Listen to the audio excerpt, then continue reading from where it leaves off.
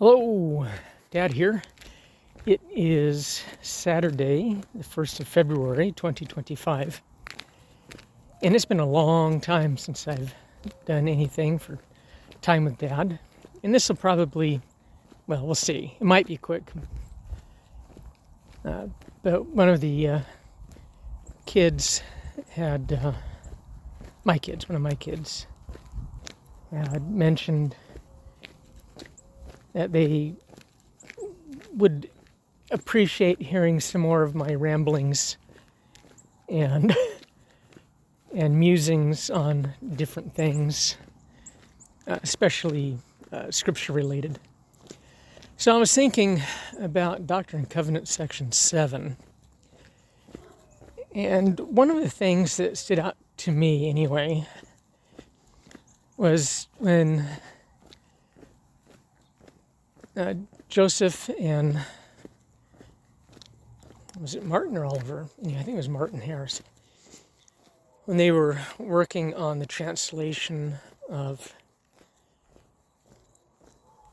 a non-present manuscript that was written by John the Revelator, receiving a revelation. There's some statements in there about how, Peter, what's it matter to you if John wants to continue on missionary work? And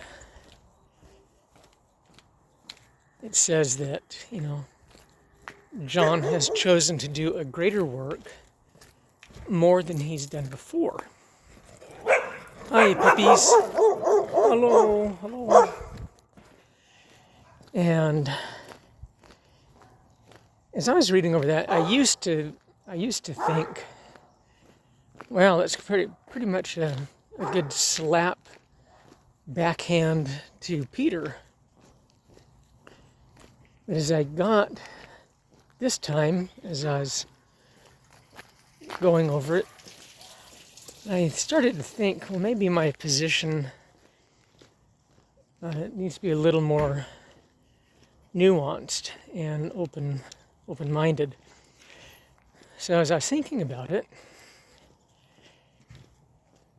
there's really nothing in the context of section 7 that says John's choice is a better choice than Peter's choice. So Peter wanted to, when he was done with his earthly ministry, he wanted to head back to the presence of Christ in his kingdom. So when it's talking about how John has chosen to do a greater work, I now take it to mean to do additional work or more work in the missionary field than what he perhaps did previously. In this case, it took the form of just being transfigured until the second coming.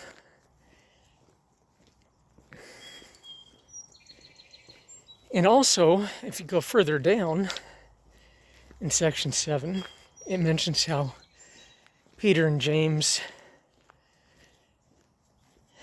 particularly Peter, since he was the chief apostle or the prophet of the primitive church,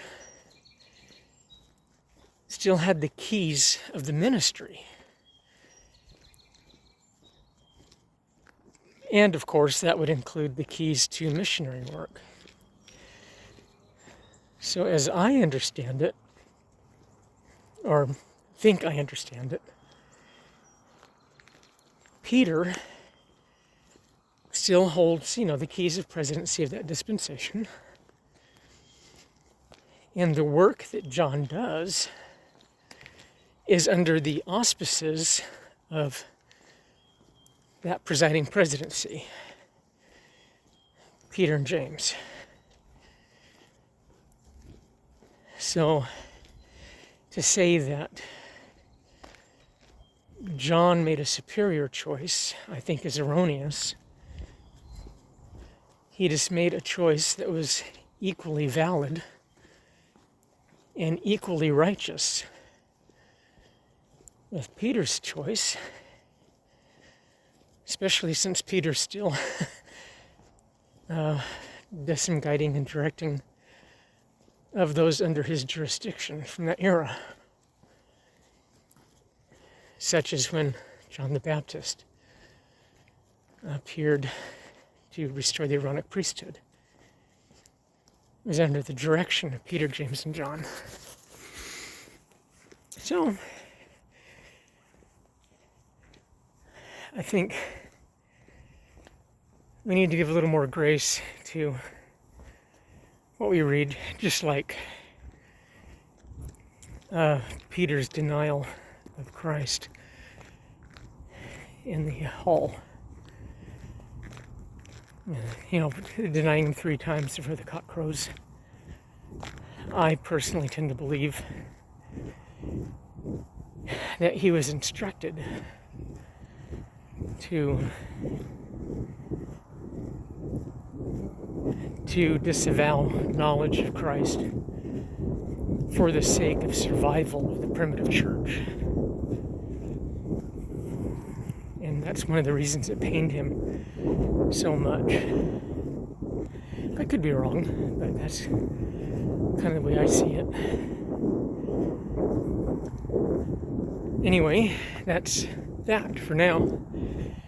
And I'll try to be a little more diligent in sharing my rants and ramblings. All right, thanks for spending time with Dad. Love you. Bye.